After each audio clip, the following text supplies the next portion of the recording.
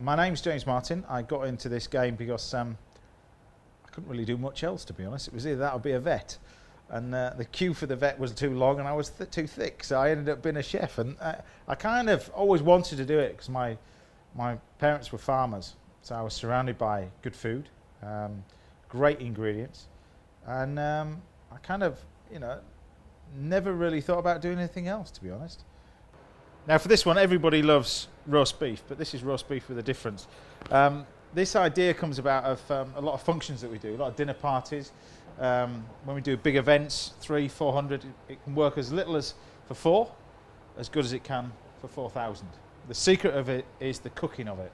And the way that food's evolving now and changing, it's all about temperatures and understanding what happens to food when it's placed in the pan. This works with chicken, it works with lamb, and it works with pork.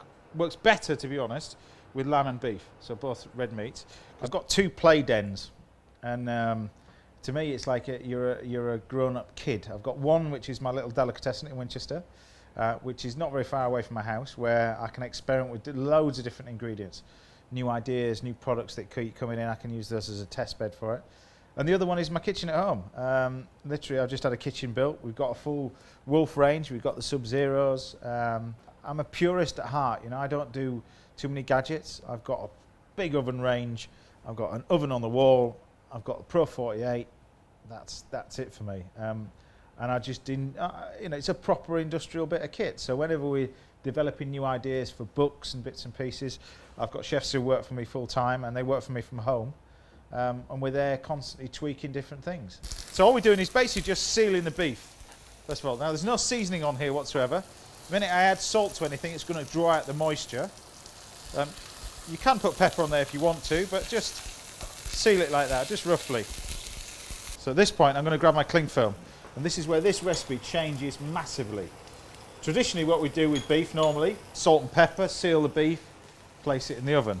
This, we're going to cook it in cling film, all right?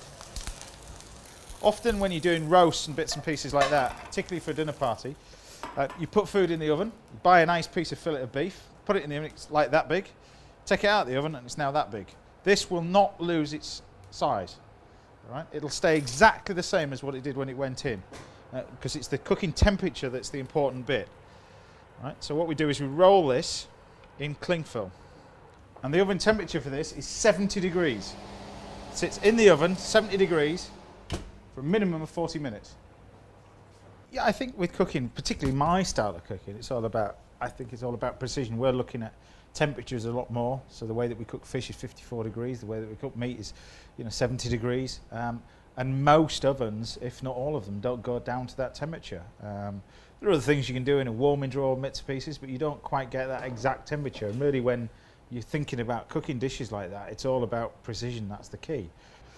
So what we're going to do now with this, because that'll take 40 minutes to cook. Now, for a dinner party, you want stuff that is quick, easy, and almost you make it and forget about it. This is another one. This is a little pickle, and inspired by Indian sort of flavours. All right. Running through the flavours, you've got fenugreek seeds, which are these ones here. Must never be eaten just raw like that. They've got to be cooked. They'll break your teeth. These are little mustard seeds. You can use black onion seeds. Bit of turmeric, some salt. The salt's important that you use sea salt, not table salt. We've got some shallot, bit of ginger, bit of chilli, some coriander, touch of mango chutney, and then this stuff, butternut squash. You can use pumpkin, but diced up, that's what we end up with. And this is a very, very quick, simple Indian-inspired pickle. Bit of the old ginger. Always with ginger, you slice through the root, because otherwise it's stringy. So you just take the ginger like that, chop it through, straight through there. A little bit of shallot, exactly the same. You can then dice this nice and thin. Now this pickle, often with pickles and chutneys, you'll be looking at 30, 40 minutes to cook. 6 minutes, probably 5-6 minutes from raw, this sort of stuff. So we keep all the ingredients nice and fine, which that is. Roughly chop the onion. Bit of chilli. You can put as much chilli as you want, but we just chop the chilli. So oil straight in there. In we go with the butternut squash. Start to fry that off. pinch of sugar, good pinch of sugar. Turn the heat up. Now we can grab our ginger, chilli, whole lot going now. Start to heat that up. The fenugreek seeds, these are quite unusual, these little fellas, but you do need to cook these out. So in go the fenugreek seeds. You put some mustard seeds, like I say, you can get some black onion seeds, which are really nice as well.